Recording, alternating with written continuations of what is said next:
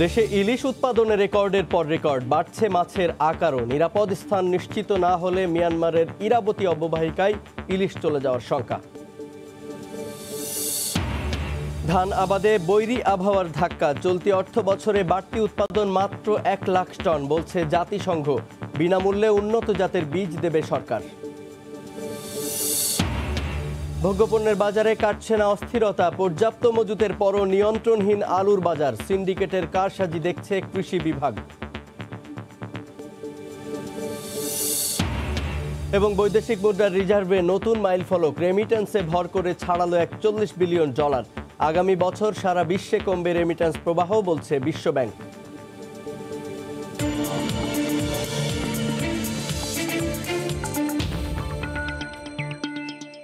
আমন্ত্রণ জানাচ্ছি দেশ ও দেশের বাইরের অর্থ বাণিজ্যের নানা খবর নিয়ে আমাদের নিয়মিত আয়োজন এ সময়ের বাণিজ্যে। আপনাদের সঙ্গে আছি আমি জুবায়ের ফয়সাল। দেশে ইলিশ উৎপাদনে রেকর্ডের পর রেকর্ড হচ্ছে, সে সাথে বাড়ছে মাছের আকারও। গত এক দশকে শুধুমাত্র এই অঞ্চলে আহরণ করা হয়েছে 37,25,000 মেট্রিক টন ইলিশ মাছ। বিশ্বের 91% ইলিশ উৎপাদন হয় বাংলাদেশে। নানা তথ্য উপাত্ত বিশ্লেষণ করে এসব তথ্য নিশ্চিত করেছেন চট্টগ্রাম বিশ্ববিদ্যালয়ের একদল গবেষক। বিস্তারিত জানাচ্ছেন কমল দে। ইলিশকে জাতীয় মাছ হিসেবে স্বীকৃতি দেওয়া হলো, এ নিয়ে বাস্তবধর্মী গবেষণা একেবারে কম। বিশ্ব খাদ্য সংস্থা 1953 সাল থেকে ইলিশ মাছ নিয়ে তথ্য সংগ্রহ করলো। এই তালিকায় বাংলাদেশ যুক্ত হয় 1984 সালে। গত 67 বছরে বিশ্বে সংগৃহীত 1,25,00,000 মেট্রিক টন ইলিশ মাছের মধ্যে 36 বছরে বাংলাদেশে উৎপাদন হয়েছে 97 লাখ মেট্রিক টন। গঙ্গা ব্রহ্মপুত্র মেঘনা অববাহিকা, এটার এই অঞ্চলটা ইলিশের খাদ্যকণা বা খাদ্যচক্র এবং আবাসস্থল হিসাবে অত্যন্ত উপযুক্ত। মূলত 500 বর্গ কিলোমিটারের গঙ্গা ব্রহ্মপুত্র মেঘনা অববাহিকা ইলিশের মূল বিচরণ ক্ষেত্র, কিন্তু নানা জটিলতায় ডিমপাড়া সহ জীবনচক্রে নানা সমস্যায় পড়তে হচ্ছে ইলিশ মাছকে। তাই বিদ্যমান সমস্যাগুলো সমাধান করা না হলে মাছ আহরণের হার কমে আসতে পারে বলে শঙ্কা মৎস্য বিশেষজ্ঞদের। নদীতে ইলিশের পরিমাণ কম, অর্থাৎ নদীতে কম ঢুকছে, নদীর মুখ জাল দিয়ে বন্ধ করে ফেলা হয়েছে। তাহলে কাজেই নদীর মুখে অবশ্যই একটি করিডোর ইলিশের জন্য সারা বছরের জন্য খোলা রাখতে হবে, যেখানে কোনো জাল পাতা যাবে না।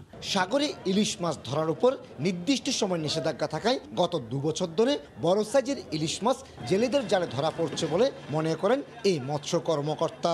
65 দিন কিন্তু সাগরে মাছ ধরা বন্ধ রাখছিলাম এবং কঠোরভাবে এটা মানা হয়েছে, যার জন্য মাছগুলো কিন্তু বড় হওয়ার সুযোগ পাইছে, যার জন্য আমরা এই বছর এত বড় বড় ইলিশ দেখতেছি বাজারে। তবে ইলিশের জন্য নিরাপত্তা স্থান নিশ্চিত করা না গেলে মিয়ানমারের ইরাবতী অববাহিকায় ইলিশ চলে যাওয়ার শঙ্কা বিশেষজ্ঞদের। আমরা এটা করতে ব্যর্থ হই, তাহলে কিন্তু ইলিশ তার নিজের মতো করেই তার আবাসভূমি সে পছন্দ করে নিবে, যেটা আমাদের জন্য অত্যন্ত দুর্ভাগ্যজনক হবে। 2019 সালে বাংলাদেশে আরোহণ হয়েছে 5,33,000 মেট্রিক টন ইলিশ মাছ। কমল দে, সময় সংবাদ, চট্টগ্রাম। বৈরী আবহাওয়ার নেতিবাচক ধাক্কা লাগছে দেশের ধান উৎপাদনে। বিশ্বব্যাংক বলছে চলতি অর্থ বছরে মাত্র 1 লাখ টন ধান বাড়তি উৎপাদন হবে। শুধু তাই নয়, উৎপাদনের প্রবৃদ্ধি নামবে 1%-এর নিচে। বৈরী পরিস্থিতি মোকাবিলায় সক্ষম উচ্চ ফলনশীল জাত থাকলেও আবাদে আগ্রহী হচ্ছেন না কৃষকরা। অবস্থায় কৃষকদের বিনামূল্যে খরা, বন্যা, লবণাক্ত সহিষ্ণু উন্নত জাতের বীজ দেওয়ার ঘোষণা দিয়েছে কৃষি মন্ত্রণালয়। শুভ খানের রিপোর্ট। কয়েক দফা বন্যার পর চড়া দামে বীজ কিনে আমন আবাদ করেছেন কৃষকরা। অপেক্ষা দিন কয়েক পর সোনালী ধানে গোলা ভরার, অথচ শেষ মুহূর্তে এসে নিম্নচাপের প্রভাবে টানা বৃষ্টি আর দমকা বাতাসে পানিতে নুয়ে পড়েছে পাকা ধানের মাথা। যোগ হয়েছে পোকামাকড়ের উৎপাতও। এই অবস্থায় আমনের ফলন নিয়ে শঙ্কায় কৃষকরা। একে তো বন্যা, আর তারপরে ধান সব নষ্ট হয়ে গেছে, পোকায় শেষ।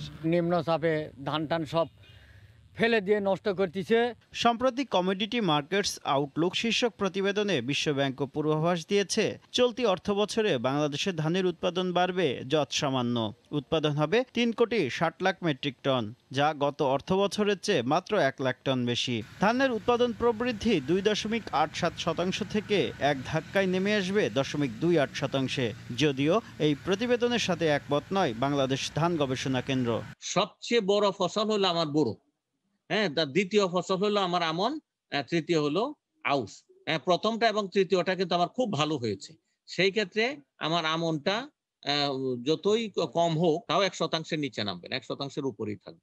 বাংলাদেশ ধান গবেষণা কেন্দ্র এ পর্যন্ত শতাধিক ধানের উন্নত জাত উদ্ভাবন করলেও দেশের প্রায় 70% জমিতে চাষ হচ্ছে 25 বছরের পুরনো ব্রি 28 ও ব্রি 29 এই দুটি জাত। এ অবস্থায় মাঠ পর্যায়ে উন্নত জাত নিতে এবার আটঘাট বেঁধে নেওয়ার কথা জানান কৃষিমন্ত্রী। হাইব্রিডটা উৎপাদন এবার বৃদ্ধি করব, যাতে আগামী বছরে আমরা একটা উল্লেখযোগ্য পরিমাণ ধানের উৎপাদন বৃদ্ধি করতে পারি। বিশ্বব্যাংক বলছে উৎপাদন প্রবৃদ্ধি কমলেও বিশ্বে ধান উৎপাদনে যথারীতি তৃতীয় স্থানেই থাকবে বাংলাদেশ। শুভ খান, সময় সংবাদ, ঢাকা। এদিকে মুন্সিগঞ্জে পর্যাপ্ত আলু মজুদের পরও আলুর বাজার নিয়ন্ত্রণে আসছে না। জেলায় 13 লাখ টনেরও বেশি আলু উৎপাদন হয়েছে। কৃষি বিভাগ বলছে আলুর বাজার নিয়ন্ত্রণ করছে মধ্যস্বত্বভোগীরা। বিস্তারিত নাসির উদ্দিন উজ্জ্বলের রিপোর্টে। আলু উৎপাদনে শীর্ষ জেলা মুন্সিগঞ্জে আলুর দাম এখনো নিয়ন্ত্রণে আসেনি। হিমাগার গেট, পাইকারি ও খুচরা বাজার কোথাও সরকার নির্ধারিত মূল্যের বাস্তবায়ন নেই। তাই জেলা প্রশাসনের ভ্রাম্যমাণ আদালত মাঠে নেমেছে। আমরা নিয়মিত কোল্ড স্টোরেজে কিন্তু তাদের যে কতটুকু সংরক্ষণ করা আছে এবং প্রতিদিন তাদের কতটুকু বাজারে সরবরাহ করছে, এই তথ্যটা আমরা প্রত্যেকটি কোল্ড স্টোরেজের মালিকদের কাছ থেকে নিচ্ছি। হেরা করে কি ডুপ্লিকেট ছবি করে রিসিট করে 22টা 23টা রিসিট করে 2টা করে হেরা চালান পাঠায়, হেরা 40টা 50টা বেচে। আমার কাছে 10 বছর 20 বছর আলু বেচে না। আলু তো কম দামে বেচতে পারি না, এই জন্য বেশি দাম আনলে বেশি ব্যস্ত, এই জন্য আলুই আনি না। এই যে দুগা আলু আনি, দুগা বেশি। আলুর বাজার 50 টাকা থেকে এখন 40 টাকায় নেমেছে। খুচরা বাজারে কেজি প্রতি 35 টাকা নিশ্চিত করতে অভিযান চলছে। বীজ আলু আমাদের পর্যাপ্ত পরিমাণে আছে এবং সরকার নির্ধারিত মূল্য যে দিয়েছে সেই মূল্যতেই বিক্রি হবে। কোল্ড স্টোরেজে অর্থাৎ মিল গেটে, তারপরে হচ্ছে পাইকারি বাজারে, খুচরা বাজারে সরকার নির্ধারিত যে মূল্য আছে সেই মূল্যে যাতে আলু বিক্রি হয় সেটি তদারকি করার জন্য শুরু থেকেই আমরা মাঠে আছি। কৃষি বিভাগ বলছে জেলার হিমাগারগুলোতে 1 লাখ মেট্রিক টনেরও বেশি খাবার আলু মজুত রয়েছে। নাসির উদ্দিন উজ্জ্বল, সময় সংবাদ, মুন্সিগঞ্জ।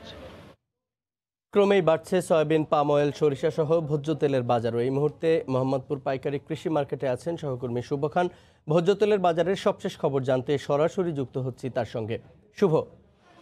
ধন্যবাদ জোয়ারে। আমি রয়েছি মোহাম্মদপুর পাইকারি কৃষি মার্কেট। তো এই বাজারে এসেও কিন্তু আমরা দেখতে পাচ্ছি যে আলুর যে চড়া দাম সেটি অব্যাহত রয়েছে। এখানে মুন্সিগঞ্জের যে আলুগুলো সেগুলো 37 টাকা 38 টাকা কেজি দরে বিক্রি হচ্ছে। এছাড়া রাজশাহী থেকে যে আলুগুলো আসছে সেগুলো বিক্রি হচ্ছে 39 থেকে 40 টাকা কেজি দরে। এখানকার আমরা আড়তদারদের সাথে কথা বলেছি, তারা কিন্তু বলছেন যে সরকার নির্ধারিত যে দাম সেই দামে কিন্তু তারা হিমাগার থেকে আলু পাচ্ছেন না, যে কারণে এখানকার কয়েকজন আড়তদার কিন্তু আলু বিক্রি ইতোমধ্যেই বন্ধ করে দিয়েছেন এবং তারা বলছেন যে সরকার নির্ধারিত 27 টাকা কেজি দরে যদি হিমাগার থেকে আলু না পায় তাহলে তারা আলু বিক্রি করবেন না, এমনটাই কিন্তু তারা বলছেন। আরেকটি বিষয় তিনি বলছেন যে যেহেতু হিমাগার পর্যায়ে সরকার দাম নির্ধারণ করতে পারছে না, সুতরাং তারাও কিন্তু দাম পাচ্ছেন না। কিন্তু এখানে সরকারি যে বিভিন্ন সংস্থার যে অভিযান সেই অভিযানে তাদেরকে জরিমানা গুনতে হচ্ছে, এমনটি তারা দাবি করেছেন। সে কারণেই তারা কিন্তু বলছেন যে তারা আলু বিক্রি করবেন না। এবং এই বাজারে এসেও কিন্তু একটা জিনিস আমরা দেখতে পেয়েছি যে এখানে মূল্য তালিকায় লেখা আছে, এখানেও কিন্তু 30-35 টাকা লেখা আছে, কিন্তু বিক্রি হচ্ছে 37 থেকে 38 টাকা কেজি দরে। সুতরাং এখানেও কিন্তু আমরা দেখতে পাচ্ছি যে কিছুটা অনিয়ম এখানে আমরা লক্ষ্য করতে পারছি। এবং আরেকটা বিষয় তারা বলছেন যে আলুর সরবরাহ কিন্তু হিমাগার থেকে কিন্তু অনেকটা কমে এসেছে। এছাড়া আমরা আরেকটা জিনিস দেখতে পেয়েছি যে মোহাম্মদপুরে এই পাইকারি কৃষি মার্কেটে যে ভোজ্য তেলের দাম সেগুলো কিন্তু আজকে এখানে খোলা সয়াবিন বিক্রি হচ্ছে 100 টাকা কেজি দরে। এছাড়া যে পাম অয়েল রয়েছে সেগুলো বিক্রি হচ্ছে 92 থেকে 93 টাকা কেজি দরে। তারা বলছেন যে মিল গেটে কিন্তু আসলে তেলের যে সরবরাহ সেটি অনেকটাই কম এবং 3 থেকে 4 দিন আগে থেকে সিরিয়াল দিয়ে তাদেরকে তেল আনতে হচ্ছে। সুতরাং চাহিদার সাথে কিন্তু সরবরাহের একটা ঘাটতি লক্ষ্য করা যাচ্ছে, সে কারণেই তারা বলছেন যে এর দামটি বৃদ্ধি পাচ্ছে। এবং আরেকটা বিষয় ব্যবসায়ীরা বলেছেন যে আন্তর্জাতিক বাজারে যদি দাম না কমে তাহলে কিন্তু এই দেশীয় বাজারে সয়াবিনের দামে কিন্তু প্রভাব পড়বে না। আর পাম তেলের ব্যাপারে তারা যেটি বলেছেন যে সাধারণত শীতে পাম তেলের চাহিদা কম থাকে, সুতরাং তারা আশা করছেন যে অল্প দিনের মধ্যে এই পাম তেলের দাম কিছুটা নিয়ন্ত্রণে আসবে, এমনটাই ব্যবসায়ীরা মনে করছেন। তো জুবাইর, মোহাম্মদপুর পাইকারি কৃষি মার্কেট থেকে এই ছিল আমার কাছে সবশেষ। দেশে বৈদেশিক মুদ্রার রিজার্ভ নতুন মাইল ফলক অতিক্রম করেছে। গতকাল রিজার্ভের পরিমাণ 41 বিলিয়ন বা 4100 কোটি ডলার ছাড়িয়েছে। এই পরিমাণ অর্থ দিয়ে 9 মাসের আমদানি ব্যয় মেটানো সম্ভব। রেমিট্যান্সে ভর করেই আবারও মাইল ফলক অতিক্রম করল রিজার্ভ। গত মার্চে বাংলাদেশে করোনার প্রকোপ শুরুর পর থেকে এই নিয়ে রিজার্ভে যুক্ত হলো 865 কোটি ডলার। বৈদেশিক মুদ্রা ব্যয়ের তুলনায় আয় বাড়ায় করোনা সংকটের মধ্যেও বাড়ছে রিজার্ভ। উল্লেখযোগ্য হারে বাড়ছে রেমিট্যান্স আসার পরিমাণও। এদিকে অক্টোবরে বৈদেশিক মুদ্রার রিজার্ভ 40 বিলিয়ন বা 4,000 কোটি ডলারের মাইল ফলক অতিক্রম করে। এর আগে সেপ্টেম্বরে বৈদেশিক মুদ্রার রিজার্ভ প্রথমবারের মতো 39.40 বিলিয়ন ডলারের রেকর্ড গড়ে।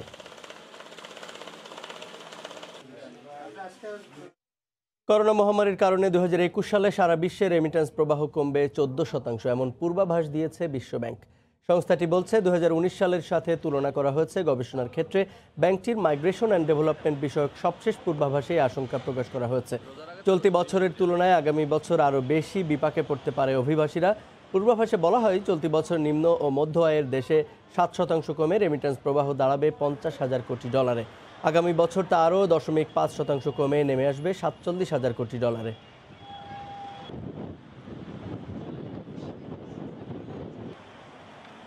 ভারতের সাথে দ্বিপাক্ষিক বাণিজ্য আরও জোরদারে কাজ করছে বাংলাদেশ। ভারত আগ্রহী হওয়ায় নির্ধারিত অনেক ক্ষেত্রে আগের চেয়ে দ্রুত সময়ে বাণিজ্য সম্প্রসারিত করতে পারবে বাংলাদেশ, এমন আশা প্রকাশ করেছেন শিল্পমন্ত্রী নুরুল মজিদ মাহমুদ হুমায়ুন। বৃহস্পতিবার শিল্প মন্ত্রণালয়ে বাংলাদেশে নিযুক্ত ভারতের হাই কমিশনার বিক্রম কুমার দোরাইস্বামীর সাথে বৈঠক শেষে একথা বলেন তিনি। এ সময় মন্ত্রী আরও বলেন, ভারতে বাংলাদেশি পণ্যের রফতানি বাড়ানো, স্থলবন্দর কেন্দ্রিক বাণিজ্য সম্প্রসারণ, রফতানির ক্ষেত্রে চলমান সমস্যার সহজ সমাধান এবং পণ্যের মান সনদের পারস্পরিক স্বীকৃতি নিয়ে কাজ করবে দুই দেশ।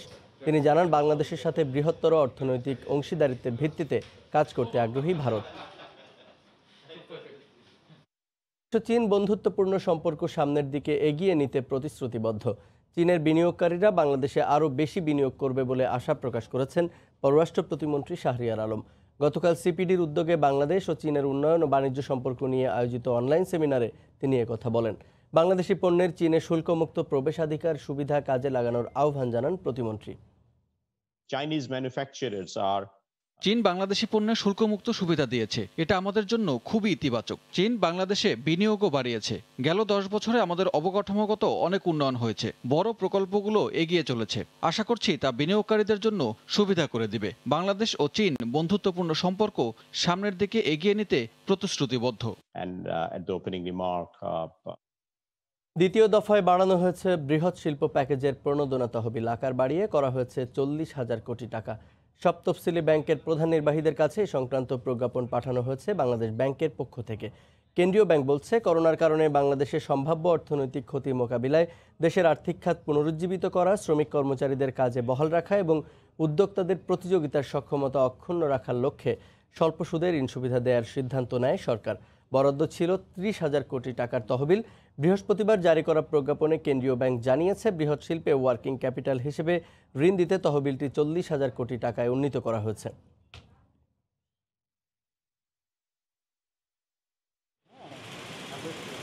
এ সময়ের বাণিজ্য। সাপ্তাহিক ছুটির দিনে কক্সবাজারের সমুদ্র সৈকতে ভিড় করছেন পর্যটকরা। সে খবর জানাতে এই মুহূর্তে সুগন্ধা পয়েন্টে আছেন সহকর্মী সুজাউদ্দিন রুবেল। সরাসরি যাচ্ছি তার কাছে।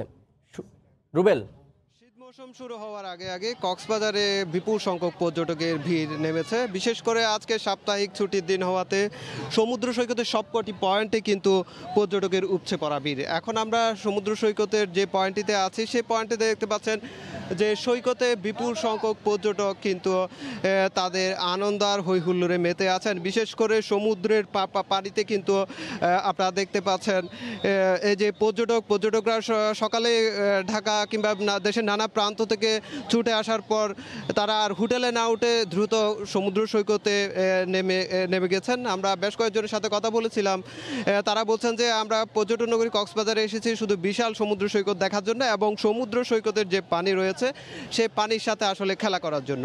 তো তারা এখন সমুদ্র সৈকতের পানিতে তারা এখন খেলা করছে এবং আনন্দ আর হৈহুল্লোড়ে মেতে আছে। অনেকে আমরা দেখতে পেয়েছি যে সৈকতে বিচ বাইক রয়েছে, সেই বিচ বাইক এবং জেট স্কিতে চড়ে সমুদ্র উপভোগ করছে। আবার অনেকে ছবি তুলছে, আবার অনেকে দেখেছি আমরা যে কিটকট রয়েছে, এক প্রকার ছাতা বলা হয়, সে ছাতাতে বসে সমুদ্র উপভোগ করছে। আরেকটি বিষয় বলে রাখি, যেটি হচ্ছে এখন আসলে সমুদ্রে যে বিশাল বিশাল ঢেউ সেটি অনেকটাই কমে গিয়েছে। এখন শীতের আবহাওয়াটা বিরাজ করছে, যার কারণে কিন্তু সৈকতে গোসল করা অনেকটাই নিরাপদ বলে আমাদেরকে জানিয়েছে লাইফগার্ড কর্মী। কর্মীরা। আমরা লাইফগার্ড কর্মীদের সাথে কথা বলেছিলাম, তারা যে বিষয়টি বলছে যে শীত মৌসুম শুরু হওয়ার আগেই সাগর অনেকটাই শীতল হয়ে আসছে, যার কারণে মানুষ কিন্তু অনেকটাই এখন নিরাপদে গোসল করতে পারবে। আর যেখানে লাল ফ্ল্যাগ লাল পতাকা টাঙানো আছে, এই লাল ফ্ল্যাগের মধ্যে কিন্তু পর্যটকদের আনন্দ আর হৈহুল্লোড় এবং গোসল করার জন্য বারবারই সতর্ক করছেন লাইফগার্ড কর্মীরা। অন্যদিকে আমরা দেখতে পেয়েছি যে সকাল থেকে সৈকতের যে সব কয়টি পয়েন্ট রয়েছে, বিশেষ করে 6টি পয়েন্ট, সেই 6টি পয়েন্টে পর্যটকদের যাতে নিরাপত্তার জন্য কোনো ধরনের সমস্যা না হয় সেজন্য তারা পর্যাপ্ত ব্যবস্থা নিয়েছে এবং তারা প্রতিনিয়ত টহল দিয়ে যাচ্ছে এবং পর্যটকের সাথে কথা বলছে, তাদের কোনো সমস্যা রয়েছে কিনা সেসব জানতে চেষ্টা করছেন। তবে একটি বিষয় বলতে হয় যে করোনা পরিস্থিতি, সেই করোনা পরিস্থিতির যে সামাজিক দূরত্ব কিংবা মাস্ক পরা, এটি অনেকটাই এখানে এইসব নিয়ম মানা হচ্ছে না, আমরা দেখতে পেয়েছি। তবে পুলিশ প্রশাসন বলছে তারা মাইকিং করছে এবং জেলা প্রশাসনের একজন নির্বাহী ম্যাজিস্ট্রেট রয়েছে, তারা প্রতিনিয়ত টহল দিচ্ছেন এবং বারবার পর্যটকদের সতর্ক করছেন যাতে করোনার যে সতর্কতামূলক যে বার্তাগুলো রয়েছে সেগুলো মানার জন্য। তো এই ছিল আমার কাছে কক্সবাজার সমুদ্র সৈকত থেকে সবশেষ। ছুটির দিনে জমজমাট কক্সবাজার সমুদ্র সৈকতের খবর জানাচ্ছিলেন সহকর্মী সুজাউদ্দিন রুবেল। হিলি স্থলবন্দর দিয়ে বেড়েছে ভারত থেকে কাঁচা মরিচ আমদানি। কেজি প্রতি মরিচের দাম কমেছে 50 থেকে 60 টাকা। কয়েকদিন আগে ওই বন্দর দিয়ে দৈনিক 12 থেকে 14 ট্রাক কাঁচা মরিচ আমদানি হলেও এখন আমদানি হচ্ছে 22 থেকে 25 ট্রাক। ভারতের মোকামগুলোতে সরবরাহ বেড়ে যাওয়ায় কাঁচামরিচ আমদানি বেড়েছে বলে জানিয়েছেন বন্দরের আমদানিকারকরা। কিছুদিন আগেও হিলি স্থলবন্দরে প্রতি কেজি কাঁচামরিচ 140 থেকে 150 টাকা দরে বিক্রি হলেও বৃহস্পতিবার প্রতি কেজি কাঁচামরিচ বিক্রি হয়েছে 85 থেকে 90 টাকা দরে। হিলি কাস্টমসের তথ্য অনুযায়ী গেল 2 দিনে ভারতীয় 43টি ট্রাকে 431 মেট্রিক টন কাঁচামরিচ আমদানি হয়েছে এই বন্দর দিয়ে।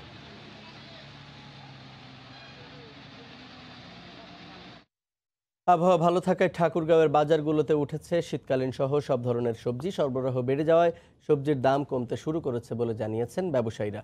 তবে কৃষি বিপণন অধিদপ্তরের বেঁধে দেয়া দামে এখনও বিক্রি হচ্ছে না আলু। ঠাকুরগাঁও থেকে জিয়াউর রহমান বকুলের পাঠানো তথ্য ও ছবি নিয়ে রিপোর্ট। ভোরের আলো ফোটার আগেই জেলার 5 উপজেলা সহ বিভিন্ন প্রান্ত থেকে কৃষক উৎপাদিত সবজি নিয়ে আসেন শহরের গোবিন্দনগর সমবায় মার্কেট পাইকারি বাজারে।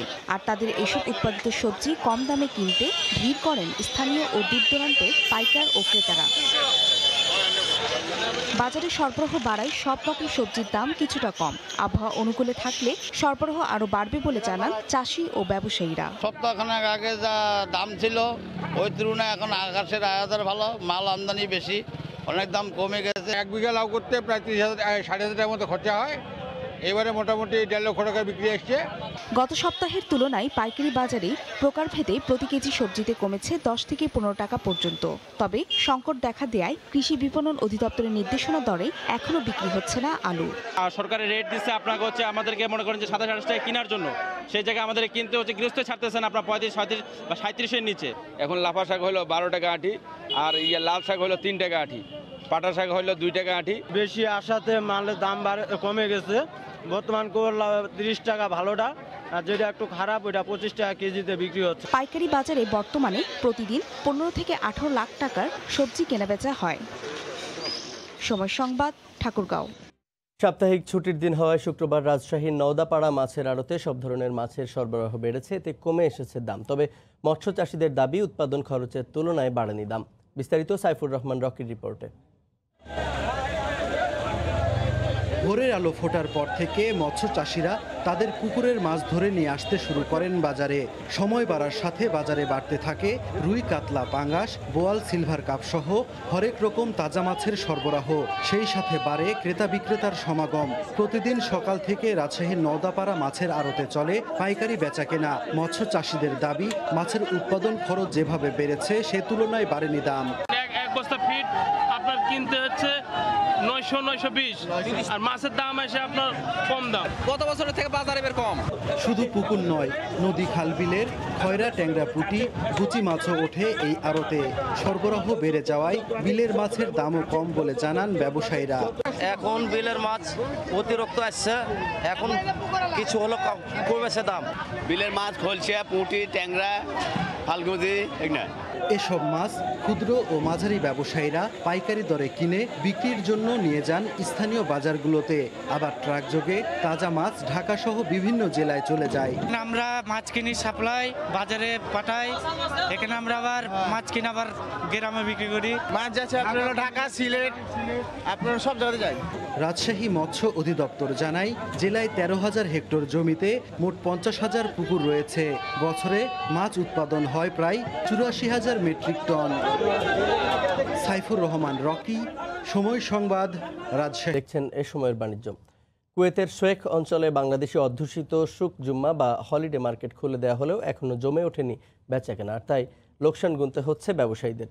বেকার হয়ে পড়া বাংলাদেশি সহ অন্যান্য দেশের ক্রেতারা আগের মতো না আসায় বাজারটির এখন বেহাল দশা। কুয়েত থেকে শরীফ মোহাম্মদ মিজানুর রহমানের রিপোর্ট। কুয়েতে দীর্ঘদিন বন্ধ থাকার পর গত মাসে খুলে দেওয়া হয়েছে ফ্রাইডে মার্কেট নামে খ্যাত সুক জুম্মা। করোনা মহামারীর কারণে এখনও জমে ওঠেনি এই মার্কেটের কেনাকাটা, প্রায় কাটা শুরু হয়ে পড়েছে এই মার্কেটটি। এমত অবস্থায় দোকানেরা গুনছে লোকসানের খাতা। কর্মহীন বেকার হয়ে পড়া বাংলাদেশি সহ অন্যান্য দেশের ক্রেতারা আগের মতো আর কেনাকাটা করছেন না, ফলে এই বাজারটির অবস্থা এখন বেহাল দশা। লোকসান কাটিয়ে উঠতে আশাবাদী এই সকল মার্কেটের বাংলাদেশি ব্যবসায়ীরা। তারা মনে করেন আবারও করোনা মহামারীর সংকট কাটিয়ে ফিরে আসবে স্বাভাবিক কেনাকাটার ধুম, আবারও প্রাণ চাচ্ছিল ফিরে আসবে কেনাকাটার, এটাই বাংলাদেশি প্রবাসীদের প্রত্যাশা। আমরা স্বল্প মূল্যে অনেক কিছু এখানে পাই, কুয়েতের এমন কিছু জিনিস নাই যে এখানে নাই। সুতরাং কুয়েত সরকারকে আমরা ধন্যবাদ জানাই। স্বাস্থ্যবিধি আছে এবং গ্লাভস এবং মাস্ক পরা এবং মেনে চলবো ইনশাল্লাহ, এবং পর্যায়ক্রমে আমাদের যে ক্রেতা আছে আস্তে আস্তে বাড়ছে এবং আরো বাড়বে ইনশাল্লাহ, বেচা কিনা ভালো হবে ইনশাল্লাহ। স্বাস্থ্যবিধি ও সামাজিক দূরত্ব বজায় রেখে সরকারের নির্দেশনা মেনে চলার আহ্বান জানান বাংলাদেশি প্রবাসী সকল বাংলাদেশিরা। শরীফ মোহাম্মদ মিজানুর রহমান, সময় সংবাদ, কুয়েত। মহামারী করোনায় মাস্কের আড়ালে ঢাকা পড়েছে হাসি, আর সেই সাথে ফুরিয়েছে ঠোঁট রাঙানোর প্রয়োজনও। ফলে ধস নেমেছে প্রসাধনীর বাজারে। আদি যুগ থেকে নারীর সাজের অন্যতম এই অনুষঙ্গের ব্যবহার ও বিবর্তন নিয়ে আয়ারল্যান্ড থেকে জানাচ্ছেন সৈয়দ জুয়েল। করোনা ভাইরাসের সংক্রমণ ঠেকাতে মুখে মুখে মাস্ক বিধিনিষেধের জেরে আগের মতো উৎসব পার্টির পাটও কমেছে। এ কারণে চরম ধাক্কা লেগেছে লিপস্টিক ব্যবসায়। L'Oreal, MAC, wet and wild, কালার্প, এস্টিলোডার মতো নামি দামি ব্র্যান্ড এসেছে নারী ঠোঁট রাঙাতে। মাস্ক সহজে সরছে না, এ আন্দাজ করে অনেক ব্র্যান্ডই চোখের প্রসাধনীর দিকে ঝুঁকছে।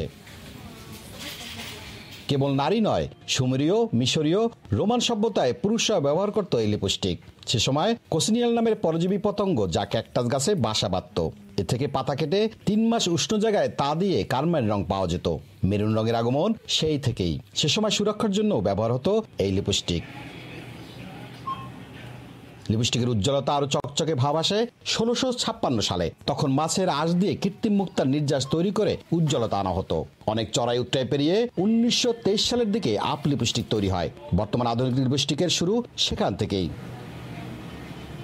করোনা শেষে আবারও লিপস্টিক ব্যবসায় হাসবে শপিং মলগুলো, আবারও মাস্কবিহীন হাসিতে ভাসবে নারীর ঠোঁট। আয়ারল্যান্ড থেকে সৈয়দ জুয়েল, সময় সংবাদ। দেখছেন এ সময়ের বাণিজ্য। করোনা মহামারী থেকে ঘুরে দাঁড়াতে না পারলে অস্তিত্ব টিকিয়ে রাখা কঠিন হবে ইউরোপের অন্তত 200 বিমানবন্দরের। ঝুঁকির মুখে পড়বে 2,80,000 মানুষের চাকরি, এমন পূর্বাভাস দিয়েছে ইউরোপের এয়ারপোর্ট অ্যাসোসিয়েশন। লোকসান হতে পারে ইউরোপের মোট জিডিপি প্রবৃদ্ধির প্রায় $1,500 কোটি। মহামারীতে বিপর্যস্ত সারা বিশ্বের পর্যটন খাত, বেহাল দশা বিমানবন্দরগুলোর। আন্তর্জাতিক আকাশ পরিবহন ব্যবস্থা বিপর্যস্ত হওয়ায় সর্বোচ্চ লোকসানে পড়েছে এই খাত। কোনো বিমানবন্দর অলস পড়ে থাকা বিমান আর বিমানবন্দরকে রেস্টুরেন্টের আদলে সাজিয়েছেন, কোনোটা আবার স্থানীয় গণ্ডিতে ভ্রমণের জন্য বিমান ব্যবহার করছেন। কিন্তু এভাবে চলতে থাকলে কোনোভাবেই আগের অবস্থায় ফেরা সম্ভব নয় বলে মনে করছে ইউরোপের এয়ারলাইন্সগুলো। এয়ারপোর্টস কাউন্সিল ইন্টারন্যাশনাল ইউরোপ বলছে, মহামারীতে বন্ধ হয়ে যেতে পারে ইউরোপের 193টি বিমানবন্দর। সংস্থাটি বলছে এতে বেকার হয়ে পড়তে পারে 2,77,000 মানুষ। ক্ষতি হতে পারে পুরো ইউরোপের মোট জিডিপি প্রবৃদ্ধির $1,470 কোটি।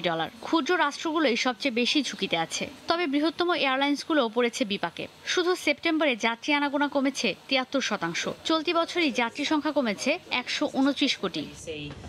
মহামারীর মধ্যে নতুন করে $1,600 কোটি ঋণ হয়েছে ইউরোপের বৃহত্তম 20টি এয়ারপোর্টের, যা যে কোনো বছরের মোট আয়ের 60%। টানা 8 মাসের সংকটের মধ্যে পকেট থেকে অর্থ ব্যয় করে বিমানবন্দর খুলে রাখতে হচ্ছে কর্তৃপক্ষকে। এই মুহূর্তে বিমানবন্দরগুলোর অস্তিত্ব টিকিয়ে রাখতে কোয়ারেন্টাইনের ব্যবস্থা না করে অনেক বেশি টেস্টের ব্যবস্থা করার পাশাপাশি বিমানবন্দরগুলোতে আর্থিক সহায়তা দিতে ইউরোপের নীতি নির্ধারকদের প্রতি আহ্বান জানিয়েছেন সংস্থাটি।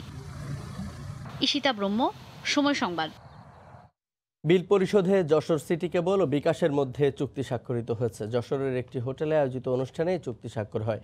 এখন থেকে যশোর সিটি কেবল অপারেটরের গ্রাহকরা মোবাইল ব্যাংকিং সার্ভিস বিকাশের মাধ্যমে বিল পরিশোধ করতে পারবেন। অনুষ্ঠানে সভাপতিত্ব করেন যশোর সিটি কেবলের চেয়ারম্যান SM মারুফ হোসেন। অনুষ্ঠানে উপস্থিত ছিলেন প্রতিষ্ঠানটির নির্বাহী পরিচালক মীর মোশাররফ হোসেন বাবু, বিকাশের বিজনেস ডেভেলপমেন্টের general manager SM Belal Ahmed. দীর্ঘ সময় বন্ধ থাকার পর WHO এবং বাংলাদেশ সরকারের স্বাস্থ্য সুরক্ষা নির্দেশনা মেনে অক্টোবরে কয়েকটি পরীক্ষামূলক অনুষ্ঠান সম্পন্ন করে ইন্টারন্যাশনাল কনভেনশন সিটি বসুন্ধরা। এরপর গেল বৃহস্পতিবার জাঁকজমকপূর্ণ বিয়ের অনুষ্ঠানের মধ্য দিয়ে আবারও পুরোদমে আনুষ্ঠানিক কার্যক্রম শুরু করে ICCB। কঠোরভাবে অনুসরণ করা হয় সব স্বাস্থ্যবিধি। এর আগে জনবলকে প্রয়োজনীয় প্রশিক্ষণ দেওয়া হয়। ICCB কর্তৃপক্ষ বলছে, দেশের বৃহত্তম এই কনভেনশন সেন্টারের হলগুলো সুপরিসর হওয়ায় এই ভেন্যুতে সামাজিক দূরত্ব বজায় রেখে যে কোনো ধরনের প্রাতিষ্ঠানিক, সামাজিক ও পারিবারিক অনুষ্ঠান আয়োজন সফলভাবে করা সম্ভব। গুগলের বিকল্প সার্চ ইঞ্জিন বাজারে আনছে অ্যাপল। নিজস্ব প্রযুক্তির সার্চ ইঞ্জিন তৈরি করতে ইতোমধ্যেই পরীক্ষা নিরীক্ষা শুরু করেছে অ্যাপলের প্রকৌশল টিম। ধারণা করা হচ্ছে অ্যাপলের পরবর্তী অপারেটিং সিস্টেম iOS 14-এ এই সার্চ ইঞ্জিন সংযুক্ত করা হতে পারে। যে কোনো ধরনের প্রশ্নের উত্তর পেতে বা কৌতূহল মেটাতে প্রতিদিন বিশ্বের কোটি কোটি মানুষ ব্যবহার করে থাকে গুগল সার্চ ইঞ্জিন। এর মাধ্যমে প্রায় 2 দশকেরও বেশি সময় ধরে ইন্টারনেট জগতে একক আধিপত্য ধরে রেখেছে গুগল। কিন্তু গত আগস্ট মাসে শোনা যায় গুগলকে টেক্কা দিতে আটঘাট বেঁধে মাঠে নামছে বিশ্বের অন্য আরেকটি জনপ্রিয় টেক জায়ান্ট অ্যাপেল। বিভিন্ন সংবাদ মাধ্যমের খবর বলছে, শিগগিরই গুগল সার্চের নিজস্ব বিকল্প তৈরি করতে কাজ শুরু করছে আইফোন নির্মাতা। ধারণা করা হচ্ছে অ্যাপেলের পরবর্তী অপারেটিং সিস্টেম iOS 14-এর সাথে নতুন সার্চ ইঞ্জিনটি সংযুক্ত করা হতে পারে। যদি সেটা সম্ভব না হয়, তাহলে পরবর্তী বাজারে আসা আইপ্যাডের মতো ডিভাইসগুলো থেকে গুগল সার্চ অপশনটি সরাতে পারে অ্যাপল। ইতোমধ্যেই অ্যাপেলের ডিভাইসগুলোতে ওয়েব সার্চের জন্য বেশ কিছু পরিবর্তন এনেছে সংস্থাটি। গত আগস্টে বিভিন্ন সংবাদ মাধ্যমে বলা হয়, অ্যাপল ও গুগলের মধ্যকার একটি গুরুত্বপূর্ণ চুক্তি শেষ হতে চলেছে। আর সেই কারণেই এমন বড়সড় পদক্ষেপ নিতে চলেছে অ্যাপল। চুক্তি অনুযায়ী এতদিন অবধি অ্যাপেলের সাফারি ব্রাউজারে ডিফল্ট সার্চ ইঞ্জিন হিসেবে থাকতে প্রতি $8 থেকে $20 মিলিয়ন বিনিয়োগ করেছে গুগল। তবে এই কারণে যুক্তরাষ্ট্রের মার্কেটিং অথরিটির একাংশ উদ্বেগ প্রকাশ করেছেন যে অ্যাপল ও গুগল একচেটিয়াভাবে বাজার দখল করে রাখছে। এমনকি ইন্টারনেট সার্চ বিভাগ অবৈধভাবে একচেটিয়াকরণের পরিপ্রেক্ষিতে মার্কিন বিচার বিভাগে ইন্টারনেট জায়ান্ট গুগলের বিরুদ্ধে মামলাও করা হয়েছে। ফলে আগামী দিনে গুগলের কাছ থেকে বিনিয়োগ তো পাওয়া যাবেই না, আবার গুগল সার্চের শক্তিশালী বিকল্প প্রয়োজন হবে অ্যাপেলের। সুতরাং 7-5 ভেবেই অ্যাপেল এখন নিজস্ব সার্চ ইঞ্জিন তৈরির পথে হাঁটছে। তবে গুগল বা অ্যাপল কেউই এ বিষয়ে এখনও অবধি মুখ খোলেনি। রবিউল ইসলাম আওলাদ, সময় সংবাদ। এ পর্যায়ে শীর্ষ সংবাদগুলো জানিয়ে দিচ্ছি আরেকবার। দেশে ইলিশ উৎপাদনের রেকর্ডের পর রেকর্ড বাড়ছে মাছের আকার ও নিরাপদ স্থান নিশ্চিত না হলে মিয়ানমারের ইরাবতী অববাহিকায় ইলিশ চলে যাওয়ার শঙ্কা। ধান আবাদে বৈরী আবহাওয়ার ধাক্কা, চলতি অর্থ বছরে বাড়তি উৎপাদন মাত্র 1 লাখ টন বলছে জাতিসংঘ। বিনামূল্যে উন্নত জাতের বীজ দেবে সরকার। এবং বৈদেশিক মুদ্রার রিজার্ভে নতুন মাইল ফলক, রেমিটেন্সে ভর করে ছাড়ালো $41 বিলিয়ন। আগামী বছর সারা বিশ্বে কমবে রেমিটেন্স প্রবাহ, বলছে বিশ্বব্যাংক। এই ছিল এ সময়ের বাণিজ্যে। সঙ্গে থাকুন সময়ের।